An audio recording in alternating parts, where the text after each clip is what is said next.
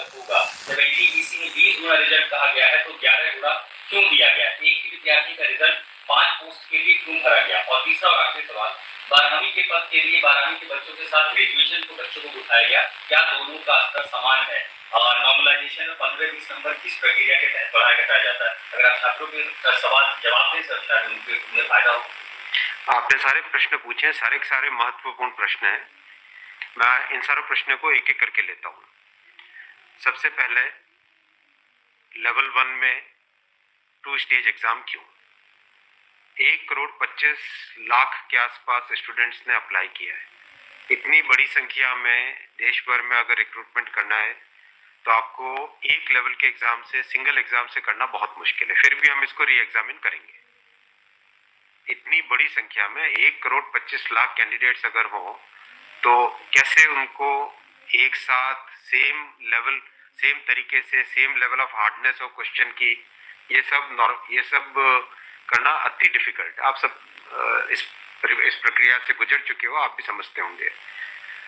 इसलिए इसके दो, एक प्रीलिम एग्जाम और उसके बाद में एक कंप्यूटर बेस्ड टेस्ट 2 इस तरह से करके किया गया। वो नोटिस में लिखा गया था कि अगर जरूरत पड़ी, अगर परिस्थिति हुई तो उसके 2 लेवल किए जाएंगे। पहला ये। दूसरा आपका प्रश्न कि 10+2 में ग्रेजुएट्स को कैसे अलाउ करें। देखिए, किसी भी एग्जाम में मिनिमम क्वालिफिकेशन का स्टैंडर्ड होता है, मैक्सिमम क्वालिफिकेशन का नहीं होता है कभी भी। ये कानूनन कॉन्स्टिट्यूशनल व्यवस्था में हम लोग काम कर रहे हैं। कॉन्स्टिट्यूशनल व्यवस्था के हिसाब से हम मिनिमम प्रिस्क्राइब कर सकते हैं, मैक्सिमम प्रिस्क्राइब नहीं कर सकते। तो 10+2 के लिए जो क्वालिफिकेशन वाला स्केल है उसमें अगर ग्रेजुएट बैठे हैं तो उसको रोकने का हमें कोई अधिकार नहीं है, किसी को कोई अधिकार नहीं है। अगर कोई नया इसके बारे में कोई नया न्यायपालिका की तरफ से कोई चीज आती तो अलग बात है, लेकिन हमारे पास कोई अधिकार नहीं है इसका। दूसरा विषय था ये। तीसरा विषय आपने रखा समय का। देखिए, शुरू में इसके लिए जो इस एग्जाम को कंडक्ट करने के लिए एप्लीकेशंस आई, दोनों के दोनों एग्जाम्स में 1 करोड़ से ज्यादा एप्लीकेशंस आई। 1 करोड़ से एप्लीकेशन ज्यादा आई तो जो एग्जामिनेशन कंडक्ट करने के लिए एजेंसी हमको हायर करनी थी, उसको हायर करने में टाइम लगा, 6 महीने से ज्यादा लगा। नेचुरली इतनी बड़ी संख्या में अगर एग्जाम करना है देश में तो अपने आप में वो एक बहुत बड़ा challenge. It's a Himalayan task, it's a huge task, it's a very very big challenging task. तो एजेंसी को सेलेक्ट किया गया।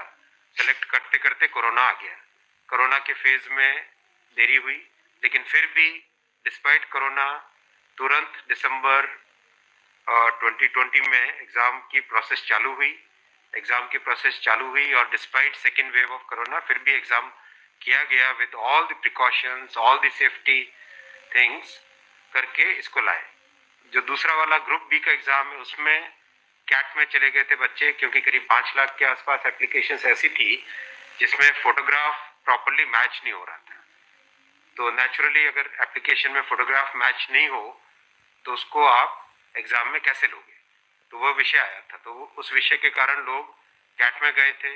एडमिनिस्ट्रेटिव ट्रिब्यूनल ने जैसे ही उसका समाधान किया, फैसला किया, उसके फैसले के तुरंत बाद में हम लोगों ने एग्जाम के प्रोसेस को आगे किया।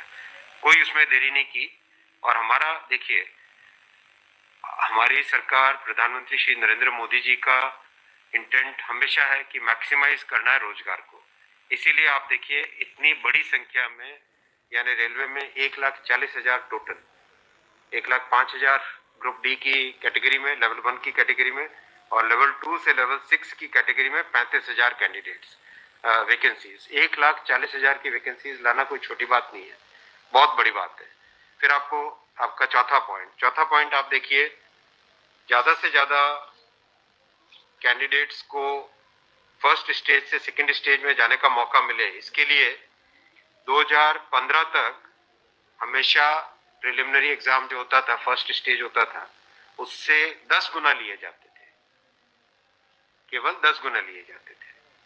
2015 के बाद में पहले ही संख्या बढ़ा के 15 गुना कर दी गई, जिससे कि ज्यादा से ज्यादा कैंडिडेट्स को मेन एग्जाम के लिए जाने का मौका मिले।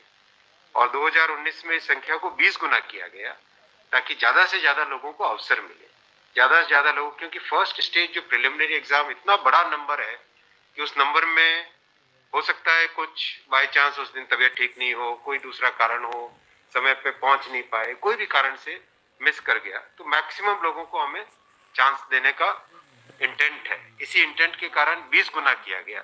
जो 10 गुना था 2015 से पहले, उसको 20 गुना किया गया 2019 में। तो ये प्रो स्टूडेंट्स, प्रो कैंडिडेट्स वाली अप्रोच है हमारी, और हमारी इंटेंट एकदम नेक नियति से काम कर रहे हैं, सच्चाई से काम कर रहे हैं। देखिए, कोई भी कहीं भी एक भी जगह से कहीं कोई पेपर लीक होने की बात नहीं है, कहीं पे कोई एग्जाम के मैनिपुलेशन की बात नहीं है।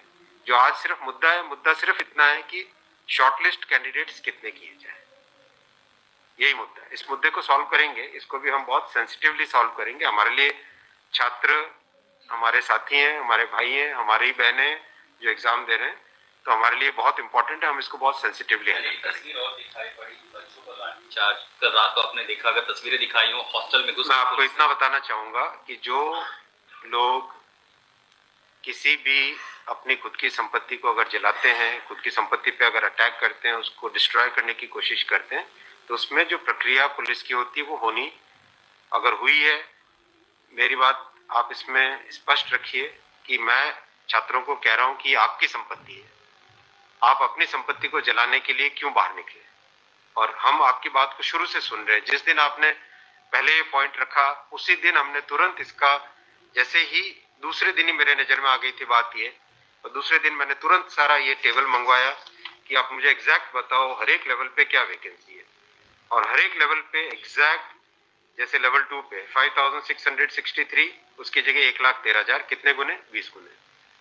लेवल 3 पे 4,940, उसके अगेंस्ट कितने शॉर्टलिस्टेड? 98,833, 20 गुने। तो जो नोटिस के अंदर प्रक्रिया एग्जैक्टली उसके हिसाब से किया है, हर एक पे level 2, level 3, level 4, level 5, level 6, हर एक पे एग्जैक्टली 20 टाइम्स किया गया है। इश्यू वो नहीं, इश्यू डुप्लीकेट, मतलब डुप्लीकेट नहीं, इश्यू यूनिक वाली बात आ गई। अब वो मुद्दा उनका है, क्योंकि इसलिए मुद्दा आ रहा है कि जिन लोगों ने तैयारी कर ली है उनको लगता है कि हमें एक बार और चांस मिल जाए, इसीलिए हम इसको बहुत सेंसिटिवली हैंडल करेंगे।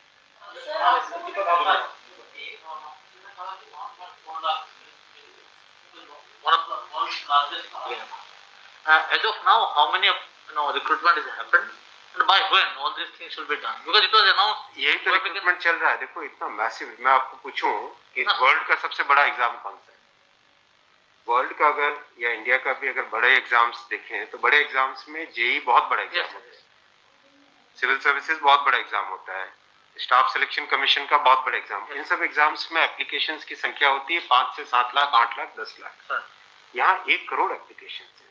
आप ये तो देखिए ना कि कठिन कितना है। 1 करोड़ एप्लीकेशन, 1.25 करोड़ एप्लीकेशन, 1 करोड़ 25 लाख, 1 करोड़ 35 लाख, उसमें समय लगता है। But this is something government was aware in a country where there is so much of unemployment, and there will be vacancy like this. Everyone will apply. इसीलिए तो टाइम तो इतना लगेगा ही। अगर आपको इस एग्जाम को ढंग से करना है, इतना टाइम लगेगा, चाहे कोई करे। और उसके बाद भी आज देखा कि गया से आगजनी की तस्वीरें आ रही हैं। क्या ये कन्वे नहीं हो पा रहा है? कहाँ पर ये लैक ऑफ कम्युनिकेशन आपको लग रहा है, या मैटर पॉलिटिसाइज हो चुका है? नहीं, कुछ लोग इसका गलत फायदा उठा रहे हैं, और मैं उनसे भी निवेदन करूंगा कि छात्रों को भ्रमित न करें, कोई गलत इसका उपयोग न करें। ये छात्रों का मामला है, ये देश का मामला है, इसको हमें सेंसिटिवली हैंडल करना चाहिए, और इसमें हर तरीके से संवेदनशीलता के साथ इस मामले को लेना चाहिए। सर, कुछ छात्रों के ऊपर FIR भी दर्ज की है, कुछ पुलिस पे स्टडी भेजी है, सभी के समय आप खबरों की जांच करिए। देखो, जो पुलिस की प्रक्रिया है वो अलग चीज है। मैं अभी मुद्दा है, जो उस मुद्दे को कैसे सॉल्व करें उस पे सोचना चाहिए, हमें फॉरवर्ड लुकिंग होना पड़ेगा।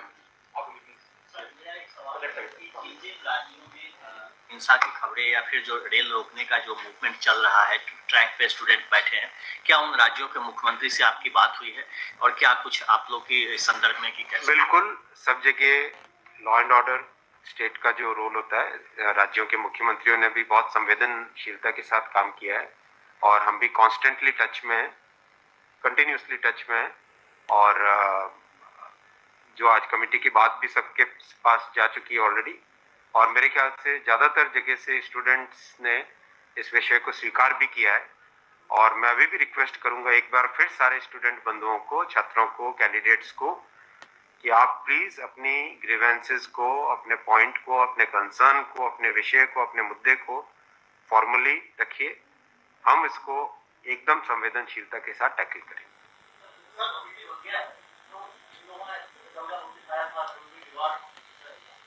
Will that also be considered because they did not know that this is going to happen?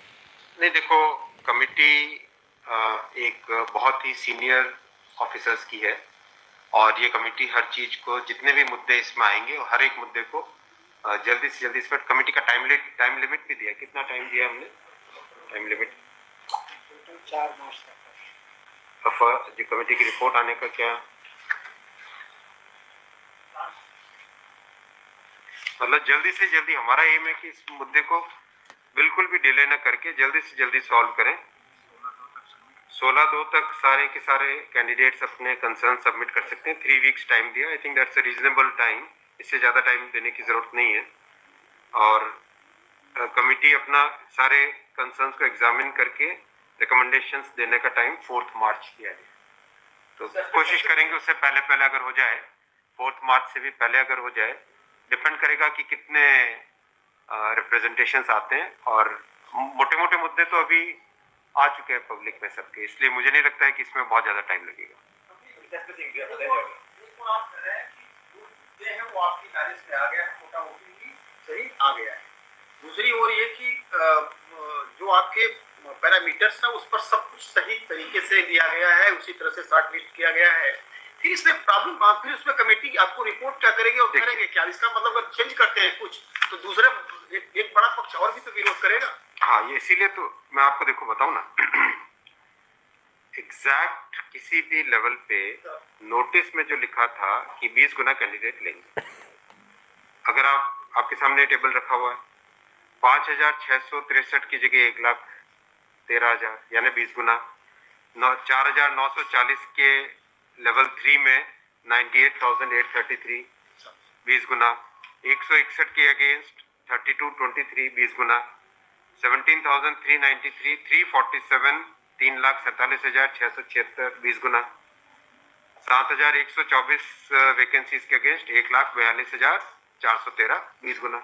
Exact 20 गुना है हर एक लेवल का। अब स्टूडेंट्स क्या कह रहे हैं कि जिन कैंडिडेट्स ने एक से ज्यादा लेवल में क्वालिफाई कर दिया है, राइट, उसके कारण सपोज मान लीजिए लेवल 3 में जो लेवल 5 का कैंडिडेट है वो भी क्वालिफाई हो गया है जी, तो वो लेवल 3 में कोई एक कैंडिडेट को जो क्वालिफाई नहीं हुआ है, उसे लगता है कि अगर उसको यूनिक के हिसाब से काउंट करते तो शायद उसको भी एक मौका मिल जाता मेन एग्जाम देने का। बराबर है, ये मुद्दा है, मुद्दा ही है। अब जो नोटिस इनवाइटिंग एग्जाम है, एग्जाम का जो नोटिफिकेशन होता है उसकी एक सैंक्टिटी है, वो कोर्ट का मैटर है, वो लीगल मैटर हो जाता है। एग्जैक्टली उसके हिसाब से किया गया एग्जाम का, एग्जाम को उसी हिसाब से कंडक्ट किया गया, उसी हिसाब से शॉर्टलिस्टिंग की गई। अब जब ये मुद्दा आया है तो इस मुद्दे को सॉल्व करने के लिए कोई ना कोई तो तरीका निकालना पड़ेगा, राइट? तो आपका जो प्रश्न है, आपका प्रश्न वैलिड है कि क्यों है। आपके सामने डेटा सामने रखे हुए हैं, डेटा आप सबके सामने है, बिल्कुल एग्जैक्ट डेटा है कोई, और ये डेटा हमने पहले दिन ही दे दिया था। जो टर्म कंडीशंस ऑलरेडी जब पब्लिसाइज किया जाता है, कोई पोस्ट होती है तो उसके लिए टर्म कंडीशंस ऑलरेडी पहले से घोषित होता है, उसके आधार पर ही ये सब कुछ किया गया होगा। हाँ बिल्कुल। फिर एक कमेटी या आपको कुछ रास्ता आप नहीं दिख रहा है क्या? ये जो कमेटी रिपोर्ट देगी क्या उसके अगेंस्ट देगी जो आपके टर्म कंडीशंस पहले वाले थे?